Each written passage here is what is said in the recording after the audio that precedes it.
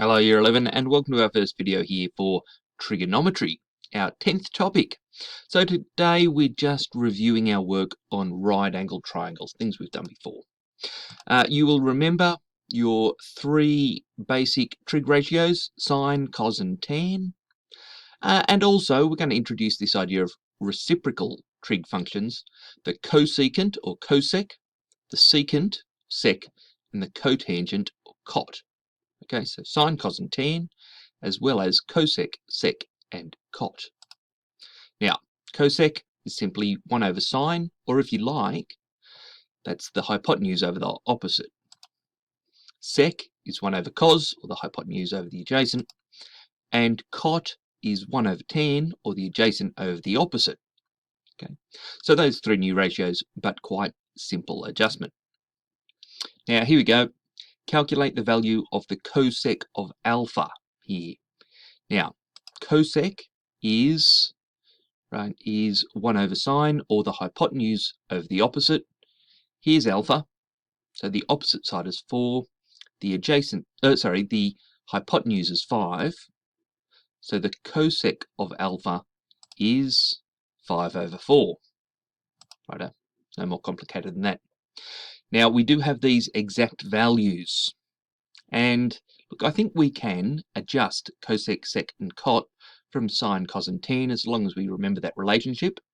So 1 over 1/2 is 2, 1 over root 3 on 2 is 2 over root 3, 1 over root 3 is root 3, and so on.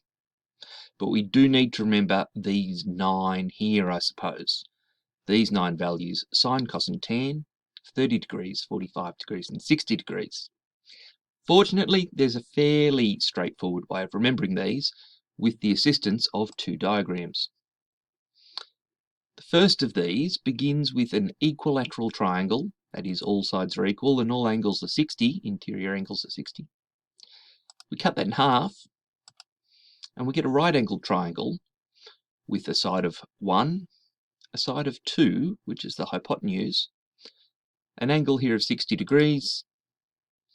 Now, by Pythagoras' theorem, this missing side here, 2 squared minus 1 squared, is 3, and the square root of that is root 3.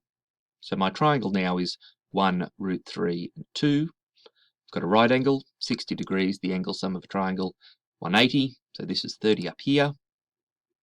Okay, and this triangle here will give us 6 of those 9 exact values that we need to remember.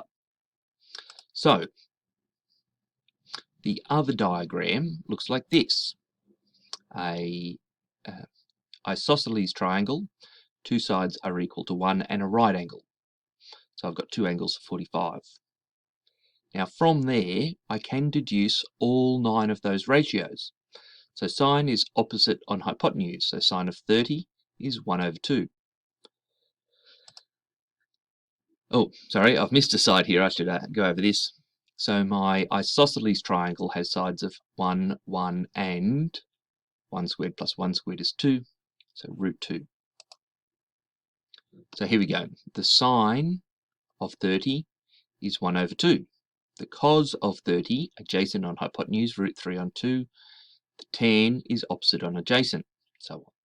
Using those triangles, those 2 triangles, we can arrive at all 9 of those, and then remembering the relationship between sine and cosec, cos and sec, tan and cot, we can deduce the other 18, or calculate the other 18, the other 9. So just to recap these things, the sine of theta is the opposite on the hypotenuse, cosec is the inverse, is the reciprocal of that, hypotenuse on a opposite. Cos, adjacent on hypotenuse, sec, hypotenuse on adjacent.